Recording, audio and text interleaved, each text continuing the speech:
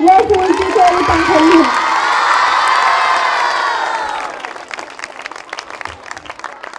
अस्सलाम वालेकुम रहमतुल्लाहि व बरकातहू। खुश रहो बच्चों, खुश रहो।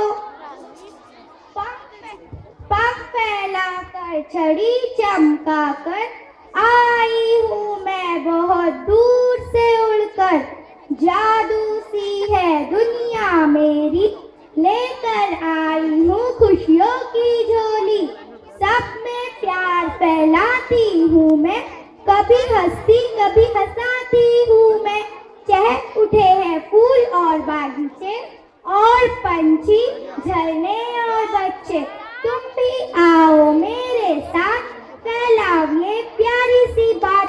हंसो हंसाओ सबको, ऐसी दुनिया बनाओ बच्चों। मेरा नाम रानी परी है और मैं परिस्तान से आई हूँ।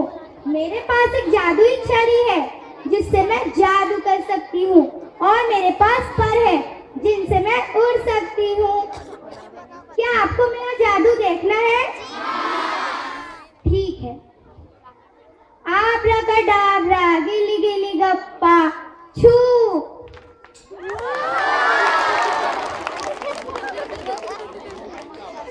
क्या आपको पैसे चाहिए? ठीक है।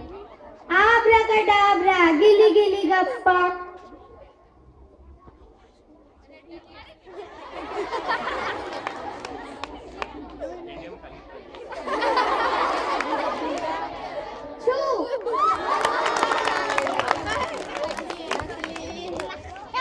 अब मेरे जाने का समय हो चुका है।